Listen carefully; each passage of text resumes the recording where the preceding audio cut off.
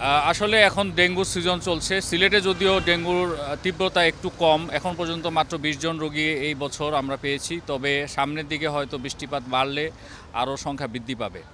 এবং আমাদের যে বর্তমান স্বাস্থ্য ব্যবস্থা, এই ব্যবস্থাপনায় ডেঙ্গু যদি আমরা নিয়ন্ত্রণ করতে না পারি, তাহলে এটা পুরো স্বাস্থ্য ব্যবস্থার উপরে খুব মারাত্মক একটা প্রভাব পড়বে। এজন্য আমরা প্রতিরোধের দিকে জোর দিয়েছি, কারণ ডেঙ্গুকে আমরা পুরোপুরি চিকিৎসা করে আমরা সফল হতে পারবো না। এই জন্য আমরা প্রতিরোধের দিকে নজর দিয়েছি। সেই জন্য আমরা বিশেষ করে মশার যে আবাসস্থল, মশার যে ডিম পাড়ার স্থান এবং যে সমস্ত জায়গায় পানি জমে থাকে, যেখানে মশারা বংশবিস্তার করে, সেদিকে যাতে কিভাবে ধ্বংস করা যায়, সেই জন্য আমরা সিটি কর্পোরেশন এবং অন্যান্য পৌরসভার নেতৃবৃন্দের সাথে একত্রে কাজ করব, সিটি কর্পোরেশনের সাথে, এবং সেগুলো আমরা নির্মূল করব এবং প্রত্যেকের আঙ্গিনা আমরা পরিষ্কার রাখব। তাহলে ডেঙ্গু মশা, যে এডিস মশা, সেটা বিস্তার কমবে এবং ডেঙ্গুটা আমাদের নিয়ন্ত্রণে চলে আসবে, আমরা আশাবাদী।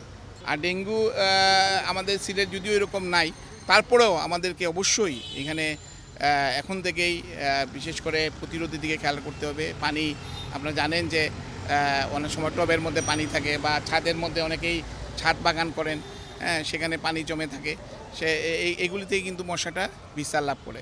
তো আমি আশা করব যে একটা সমন্বিত প্রচেষ্টা আমাদের সিটি কর্পোরেশন, আমাদের স্বাস্থ্য বিভাগ সবাই মিলে এবং জনগণও সচেতন হবেন, যাতে আমরা সবাই মিলেই রোগগুলিকে প্রতিরোধ করতে পারি।